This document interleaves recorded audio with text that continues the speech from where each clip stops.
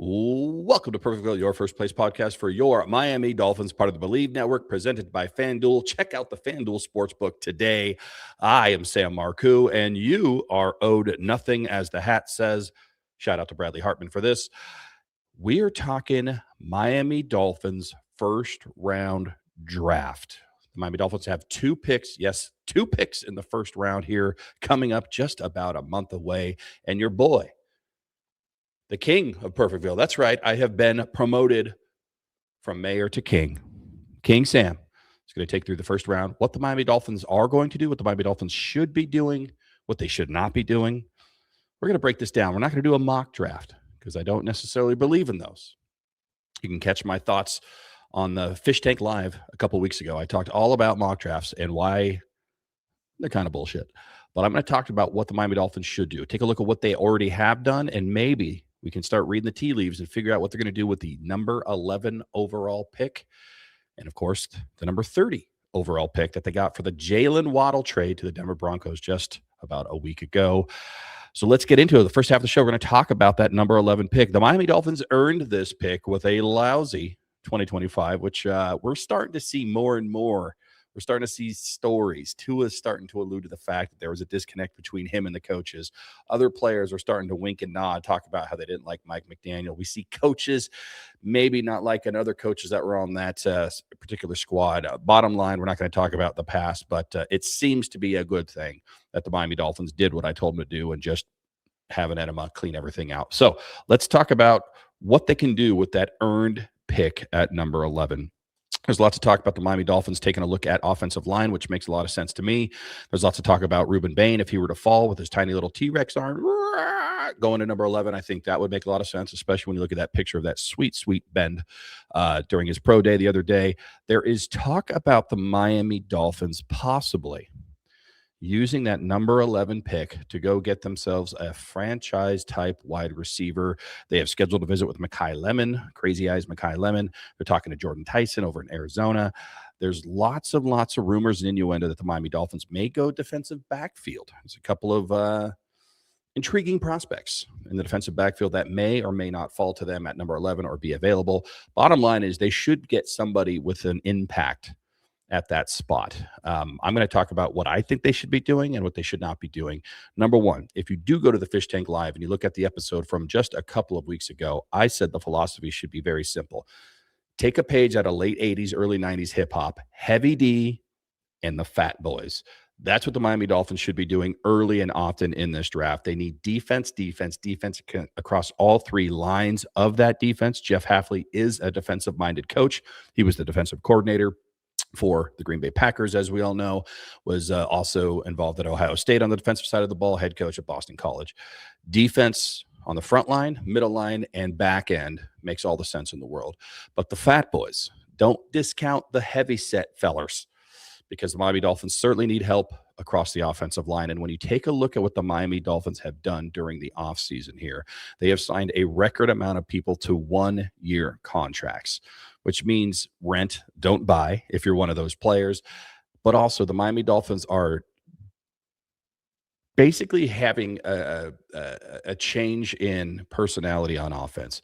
They are going to be a run heavy, run early, run often type scheme, which means you need big boys that can maul the defensive line in front of them.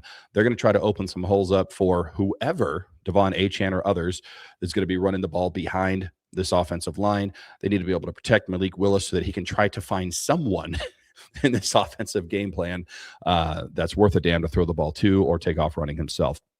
Basically, the fundamentals. We're going to be blocking. We're going to be tackling. I think that's what the Miami Dolphins are taking a look to do here in 2026. It's going to be one of those foundational type drafts. And you do that by building up this offensive line. You do that by having a solid defense and allowing your team to possibly sneak a couple of wins that are low scoring because you just don't have the offensive firepower that you've had in the past. So when I look at what the Miami Dolphins should be doing in the first round, when I look at what the Miami Dolphins should be targeting at the number 11 pick overall, it's Heavy D and the Fat Boys. So a couple of things. There are a couple players that just are not going to be available. And if they are, you run to the counter and you actually put their name on a piece of paper and announce them. But people like Arvell Reese out of Ohio State, linebacker, will not be there at number 11. Sonny Styles, linebacker, Ohio State, will not be there at number 11. If he is, I've seen a couple of mock drafts where Sonny Styles has fallen to the Miami Dolphins at number 11. If Sonny Styles is available at number 11, you do not hesitate. You write Sonny Styles multiple times on a piece of paper and you run, you sprint, you take a carrier pigeon and you hang onto the wings and you get that card turned in and you make Sonny Styles a Miami Dolphin. Number one. Number two, Caleb Downs most likely will not be available at number 11 for the Miami Dolphins. He is a safety. I think he is maybe a transformational talent at the safety position, also at Ohio State. You take a look at that defense. You take a look at the background of Jeff Hafley. You think he's not salivating at the possibility of somehow getting Sonny Styles or Caleb Downs to South Florida? If either one of those two guys drops to number 11, Sonny Styles linebacker, Caleb Downs safety, the conversation is over. The conversation is over if either one of those guys drops to number 11. The Miami Dolphins will be taking one of those guys. It is a no-brainer. There is no one else on this board, and I consider Fernando Mendoza as one of those no one else's that makes more sense for the Miami Dolphins than either one of those two guys. Sonny Styles won't be there, but if he is, you take him. And Caleb Downs most likely will not be there, but if he is, you take him. Better than any other prospect that's out there for the Miami Dolphins. That would be a dream come true if they were somehow able to fall and drop to number 11. Outside of those two guys, there's a couple others that I think we do need to consider at number 11 if, and it's a big if, but there's a couple of offensive linemen that are out there. There's a defensive lineman, a defensive edge. Maybe the top prospect when you look at overall impact, Ruben Bain Jr., T-Rex himself. If he somehow drops to number 11 because people are a little bit too enamored or too concerned with the measurables, he would be another guy that I think is a no-brainer for the Miami Dolphins to shore up this defensive line, to shore up this pass rush, to get that edge room turned around, because that is a weakness for the Miami Dolphins. So yes, it is a need. And at number 11, you should be going best player available. But it's a beautiful thing when your best player available also fills a need. So that's what I'm talking about. Heavy D and the fat boys up front at number 11. If any of these guys are available, Ruben Bain Jr., Sonny Styles, or Caleb Downs, those are no-brainers. At best, one of those guys will be available. But if not, you have to pivot. You have to take a look at other players. And some of those other players, if all three of those guys are taken, that could be available, that probably will be available. You've got the cornerback Mansour Delane out of LSU. Really good player. Not my favorite pick at number 11, if I'm being honest. He's just not. I don't like taking cornerback that early. But he's been mocked to the Miami Dolphins quite a bit. And he does fill a need. The Miami Dolphins need help in the defensive backfield. I think safety is a little bit more of a pressing concern than cornerback, pardon the pun. But Mansour Delane's there. Jermod McCoy, I hate it. I would hate Jermod McCoy. I just don't like cornerbacks out of Tennessee in the first round. Gives me a little PTSD from yesteryear. But Jermod McCoy's there. Mansour Delane's there. I think if you are sitting at number 11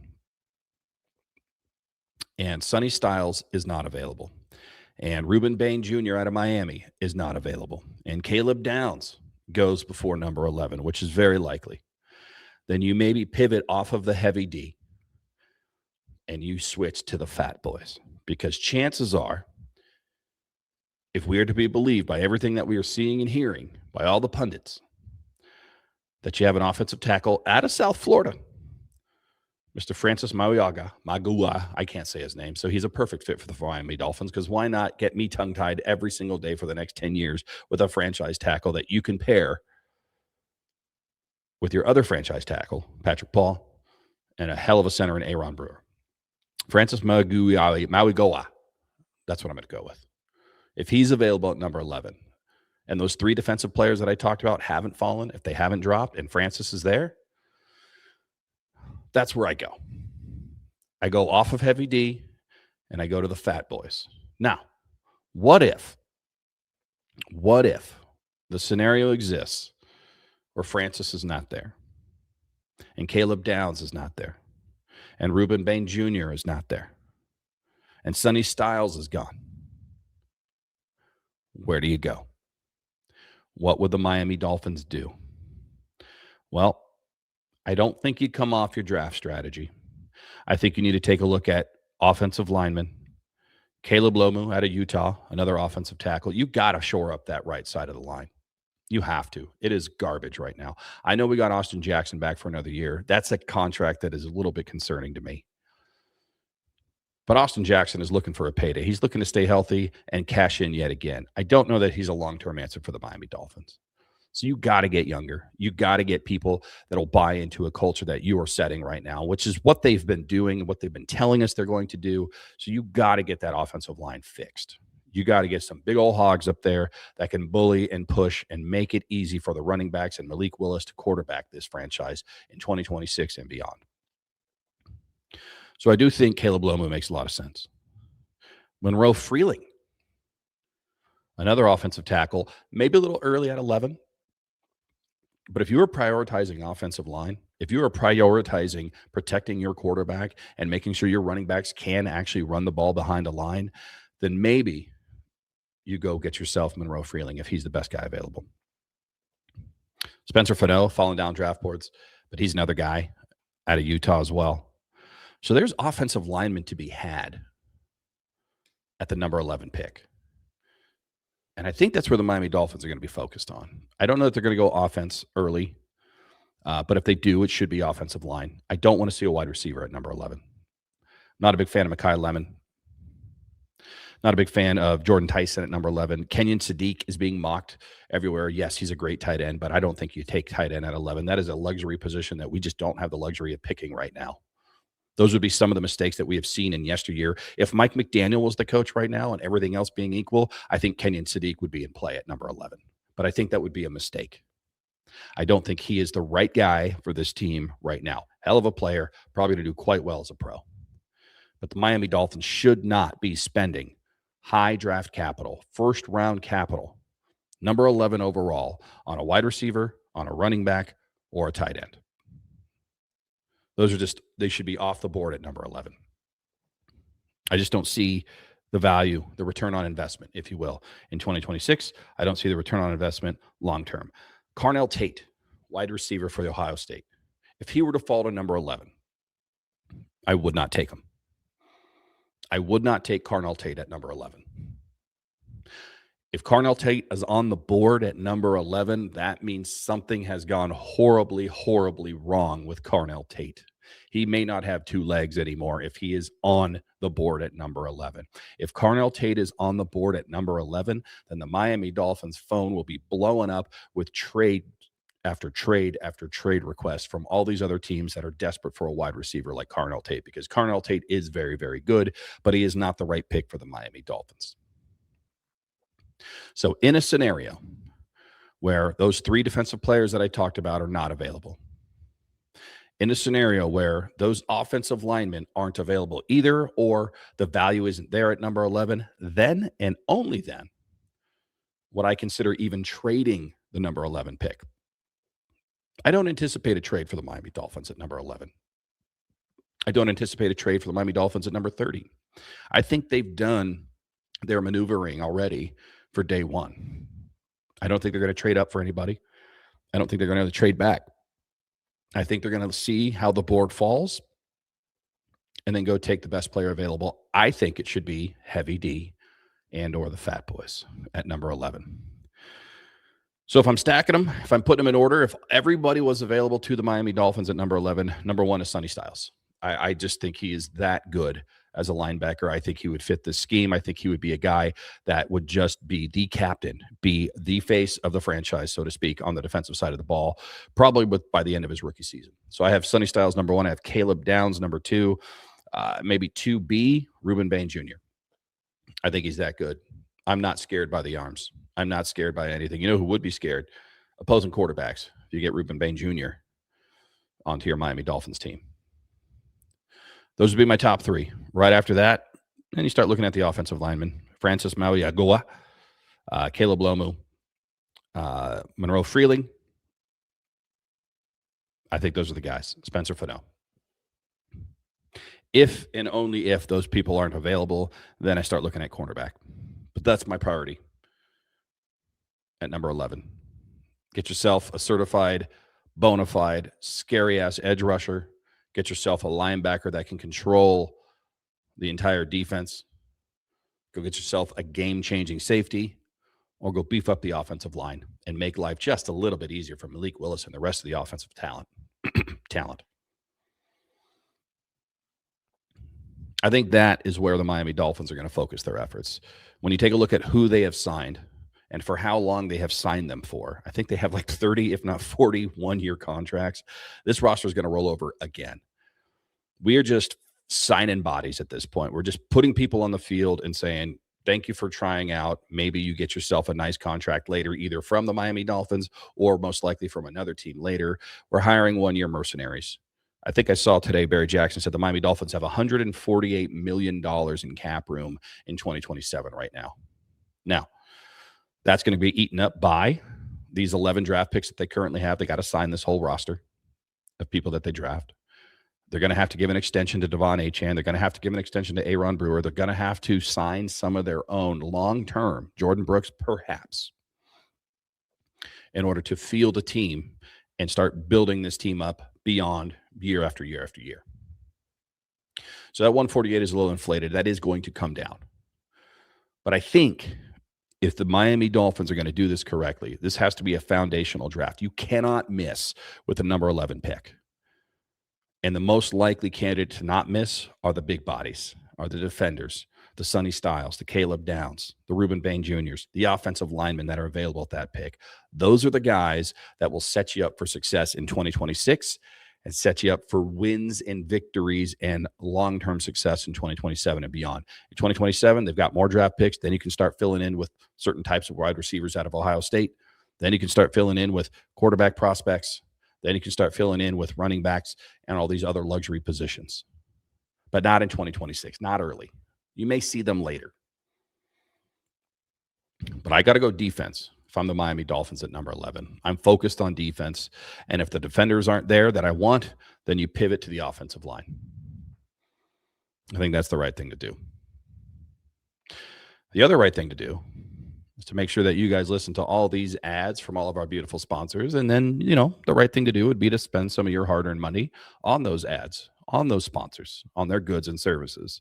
So why don't you go do that? I'm going to go reshuffle the board, and we're going to take a look at the number 30 pick for the Miami Dolphins in the first round, the pick they got for Jalen Waddle from the Denver Broncos for that blockbuster trade just about a week ago. We'll be back right after these words. And we're back. Welcome back to the Town of Perfectville. Sam Marcoux here on the BLEAV Network, presented by Fanduel. Check out the Fanduel Sportsbook today. All the sports, all the bets, all the props, all the lines, everything you could possibly want just to make sports even more fun. If you can believe that, you can make sports more fun.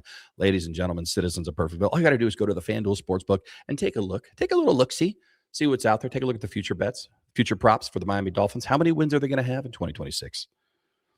What about baseball? Maybe baseball is your jam. I'm a big Los Angeles Dodgers fan. Are they going to three-peat, be only the third team to three-peat in MLB history? I think they have a pretty good shot. NBA playoffs coming up. NHL's coming up. You still have March Madness going on if you're listening to this right when it drops. You can find all that and more on FanDuel. Check it out, the FanDuel Sportsbook today. And right now, the Miami Dolphins are on the clock with the number 30 pick. First half of the show, we talked about number 11. Just to recap, we're taking a look at Heavy D and the Fat Boys. There's about 3 defenders that if they were to drop to the Miami Dolphins, you sprint, you fly, you teleport up to the Commissioner Roger Goodell and get their names on a card and announced and into the coffers of the Miami Dolphins fan base, as well as the team. If they aren't available, then you go offensive line. And now I know teams don't like to admit this, but they often will go and pick for need versus BPA, even though they'll tell you every single time. It's one of those tropes. Oh, he was the best player on our board. We couldn't believe he fell to us at number 2. Like, what are you talking about? The Miami Dolphins are going to pick for need. They're not going to go running back with number 30 overall unless Devon Achane is somehow traded before the draft or during the draft, which I don't think he will be. The Miami Dolphins most likely are going to be extending Devon Achane. I think the Miami Dolphins are also going to be extending Aaron Brewer. I think they recently tweaked their contract, put some void years on there. This was a save face just to get under the salary cap. They're going to come back after June 1st, win a bunch of money from Bradley Chubb and others, frees them up to be able to go out and give proper extensions to the proper people. So I don't think Devon Achane's going anywhere right now, unless somebody offers a first-round pick. There's rumors that the Seahawks might like him with the number 32 overall. Again, if that happens, then all bets are off. You trade him and you figure it out later. But that being said, I think the pick at number 30 is a little more wide open. I'm a little bit locked in at number 11. I want defense or I want offensive line. That's it. But once you get to number 30, it kind of depends on how the draft board falls at that point. There's too many moving pieces. There's too many other trades. There's too many other people either reaching or having people fall down to allow you to say, I'm not going to pick that position. As an example, I am not a guy who wants Kenyon Sadiq for the Miami Dolphins. I like him. I think he'd be great. I just don't think the value is there at number 11. And if you're not going to trade back, which I don't think the Miami Dolphins are going to do, then you're not getting Kenyon Sadiq. If he somehow fell to number 30, then you have to consider it. But I don't think he will. I also think this is one of those things where if the Miami Dolphins go defense with number 11, which I suspect they will, then they're probably going to go offense again, because that means you need an offensive lineman. If they go offensive lineman, then I think they're probably going to look heavy on defense, probably at the linebackers at that position. However, I could see them doubling up. There's nothing wrong with getting a couple of big boys. There's nothing wrong with a couple of fat bodies sitting in front of Malik Willis, allowing him to process the defense in front of him and figure out what he's going to do next. So if the Miami Dolphins go offensive line, they could still go offensive line at number 30. I don't think that comes off the board. I think everything is on the board actually at number 30, with the exception of maybe kicker, punter, and long snapper, and running back. I think we're pretty solid at running back too. I like the trio that we have. I think they are going to translate nicely, especially since we're keeping sort of that base Shanahan offense. But wide receiver does come into play, depending on who is available. I personally still will not go wide receiver at number 30 unless somebody crazy dropped. If you had Jordan Tyson somehow drop to number 30, which will not happen, then you probably go up there and say, yeah, I'm going to go ahead and take him. I don't think you take Mekhi Lemon at number 30. I'm just not a big fan of Mekhi Lemon's game. I'm just not. I don't think he's the right guy for the Miami Dolphins. I don't think he's the right culture fit. He doesn't seem like a guy who's going to thrive in South Florida, put it that way. But there are some people there. And a couple of the guys there, the offensive tackle, Max Ianacker, offensive tackle, Arizona State. Could you take two offensive tackles? You could. Probably wouldn't. If you're going offensive tackle at 11, you're probably not going offensive tackle at 30. But he's there. He's available. I think he would be a guy. If you go defense with number 11, I think it becomes more of a need for the Miami Dolphins to go offensive line with that 30 pick, with that first or that second pick in the first round, I should say. There's a couple others there. Colton Hood, cornerback out of Tennessee. I just said I don't like cornerbacks from Tennessee in the first round, but not a bad player to get if he's available at number 30. I mean, it would be kind of cool to rebuild this defensive backfield in the first round. Imagine you get Caleb Downs at 11 and then you get Colton Hood at 30. Now you got a defensive backs coach by his nature in Jeff Hafley with a couple of pieces that he can now move around the board and maybe stop some of these wide receivers and quarterbacks in the AFC East. So those would be a couple of names we'll take a look at. Omar Cooper Jr., wide receiver out of Indiana. He's got some injury concerns. I don't know if he's the guy that I would use that number 30 pick overall. But again, if a couple of people are available at 30, then I think that's something you do have to consider. Looking at just some of the other pieces here, there's a couple of linebackers that intrigue me. C.J. Allen being one of them. I think C.J. Allen, if he is available, linebacker out of Georgia, he would be somebody that I would definitely take a look at. I would not take a look at, I wouldn't discount Blake Miller if he's available, offensive tackle out of Clemson. He's starting to move up everybody's draft boards. But again, heavy D and the fat boys. If you go offensive line at number 11, it does not preclude us from going offensive line at 30 as well. But if you go defense at number 11, I think it becomes much more of a pressing need. And I do think you're starting to take a look at this and say, okay, we got to sharpen our pencil. We got to go shore this up. Ideally, you would shore it up in the interior, because your offensive guard play right now on paper, not great. But if Blake Miller's there, I think you have to think about it. If Keldrick Falk, edge out of Auburn, is there, and you haven't already gone Reuben Bain Jr. at number 11, if you don't already have defense at number 11 and Keldrick Falk is there, again, heavy D and the fat boys in the first round. That would be a guy that I would take a look at. So number 30 is a little bit harder to predict simply because you don't know how the draft board is going to fall. But there are some people out there that if they are available, or if somebody were to fall that you thought was going to be in the top 10 to 15, then I think you have to take a look and expand the aperture of what you're looking at number 30. But this is where they're going to earn their money. This is almost like scripted plays versus, okay, now that we know how the game is going, we got to call the right plays and execute. Scripted plays are usually pretty successful. But the ones that aren't, then you have to adjust. Then you have to make those in-game adjustments that actually win or lose the game for you. Historically speaking, recently the Miami Dolphins haven't been good at that. I don't think they've been good at that when it comes to drafting as well.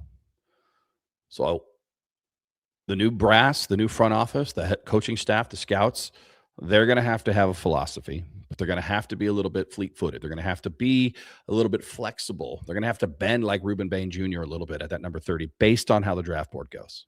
Again, day one, I don't think the Miami Dolphins are going to trade up. I don't think they're going to trade back. I think they're happy where they're at. I think they're going to go get somebody at number 11, whoever falls to them, and then do the same thing at number 30. Now, if something changes, somebody calls you and says, we're going to give you a shit ton of stuff to come take one of these picks, then absolutely you listen. But short of that, I think the Miami Dolphins, again, heavy D in the fat boys. I'm going Reuben Bain Jr. at 11. I'm going Caleb Downs at 11. Sonny Styles, if by some miracle he's there at 11. I'm avoiding wide receivers at 11. All of them. All of them. I don't want Carnell Tate. I don't want Mekhi Lemon. I don't want Kenyon Sadiq, the tight end. I don't want Jordan Tyson. I like Jordan Tyson's game, but I don't want him at 11. If those defenders that I talked about aren't there, then you're taking a look at offensive line because chances are one of those guys is there. Another name to consider at number 30, just throwing it out there. I'm seeing his name attached a lot in the second round, but Emmanuel Pregnol, Oregon, offensive guard. Big boy. That guy solves a lot of problems up front. You put that guy at offensive guard, and all of a sudden you've got some beef that can actually play. You put him next to Aaron Brewer, you got Patrick Paul. You've got 3/5 of your line that you can pencil in for a very long time, in my opinion. That would be an interesting prospect at 30. Maybe a little early, but again, I don't know that it's ever too early if you've got an offensive lineman. If you've got somebody that you know will fit your scheme, that can actually open up some lanes, that can protect for your quarterback, you go get him. You cannot have enough offensive linemen. Somebody gets hurt, you need another guy in there. Bodies on bodies on bodies. Get that offensive line fixed. Prove to everyone that you are who you say you are. It starts with the quarterback, and then you build from the inside out. So Pregnol at 30 out of Oregon. It's an interesting one. There's a couple other guys that are flying up the board. I don't know that you would take them at 30, but A.J. Halsey, safety, LSU. Could be an interesting pairing. What if you got Delane at 11 and Halsey at 30? A couple of defensive backs out of LSU. Big program. Played against top talent in the United States. Now they come to Miami as a pair. Again, I think that would intrigue somebody like Jeff Hafley. Jacob Rodriguez, linebacker, Texas Tech. Not a lot of people are talking about him for the Miami Dolphins at number 30, but Jake Rodriguez is a guy that I would keep an eye on, ladies and gentlemen. I think he's a guy that's a player. I think he's a guy that the Miami Dolphins would take a look at. I think he could be a surprise pick in the first round. And again, I think that only happens if the Miami Dolphins go offense at 11. I think then they're going to come back around and go defense. But I think they're going to go defense with number 11, which means they're probably going to look a little bit more heavily focused at the offense and most notably offensive line at number 30. And that's what I think. We're going to talk about the rest of the NFL draft. Look, the Miami Dolphins have 11 picks as it is right now. They have 7 picks in the top 94, call it the top 100. They have a lot of ammo to fill the coffers, to get people to the Miami Dolphins in this draft, to build around young, controllable talent that you can then imprint your brand of football on. This is exactly what John Eric Sullivan said he wanted to do. He didn't want to hire a bunch of mercenaries. He didn't want to go get high-ticket priced free agents to come in here who have an opinion on things. They want to control young guys who do things the way that they want it to go, the Miami Dolphins way, so to speak. He has the ammo to do that now. I don't think they're going to trade in the first round, but after that, bets are off. There will be some trades, whether it's a trade up, it's a trade down. It may be a 5th round pick, 6th round pick, 7th round pick, maybe kicking the can to future draft picks in 2027, where everybody has an arms race right now to try to get as much ammo as you can to get to the top of that draft board in 2027. There's a couple of players coming out that I think are intriguing to every single team in the NFL in 2027. So it would not surprise me that after the first round, the Miami Dolphins start having a little bit of shenanigans, might start trading around on day 2. It's going to be interesting. But the Miami Dolphins have the ability. They control 7% of the draft in the top 100 players. It's an intriguing development for the Miami Dolphins. They have the ability, if they can hit on these players, if they can get it right, to pour the foundation the right way, to have the reinforcement, and to come out with a fighting chance of being respectable in 2026 as the season goes on, and then get ready for 2027 when the expectation is you will be a winning franchise yet again. So that's how I see it shaking out. I'm not going to post a mock draft. I'm not going to tell you exactly what's going to happen. I'm not going to make a bunch of crazy, silly trades that all of these websites allow you to do. I think the Miami Dolphins stand put. I think they get number 11, they get number 30, and you walk out of the first round, day 1 of the draft on that Thursday night, feeling pretty good about yourself, having 2 first-round caliber talents that you can start building around along with the people that you've already identified. I would anticipate at least 1 defensive player. I would anticipate at least 1 offensive player, and I know that doesn't sound like one hell of a prediction right there, but it does sort of depend on how it happens around pick 30. But I think they're going to focus defense early, and if that doesn't work, they're going to pivot to offensive line, and then at 30, all bets are off. We'll see who's there. We'll see what's available. But heavy D and the Fat Boys. If you want an official prediction, let's go Ruben Bain. Let's go Ruben Bain Jr. at 11, and let's go Pregnol, number 30, offensive guard out of Oregon. That's my official prediction. Hold me accountable. I don't give a shit. What I do give a shit about is the fact that the Miami Dolphins are on the clock in less than 30 days. We'll know soon enough. And we're going to talk about it. Next episode of Perfectville, we'll get into the second rounds. We'll get into those things and figure it out from there. But until then, on behalf of myself, the entire BLEAV network, presented by Fanduel, the only thing left to say is goodbye from Perfectville. Later.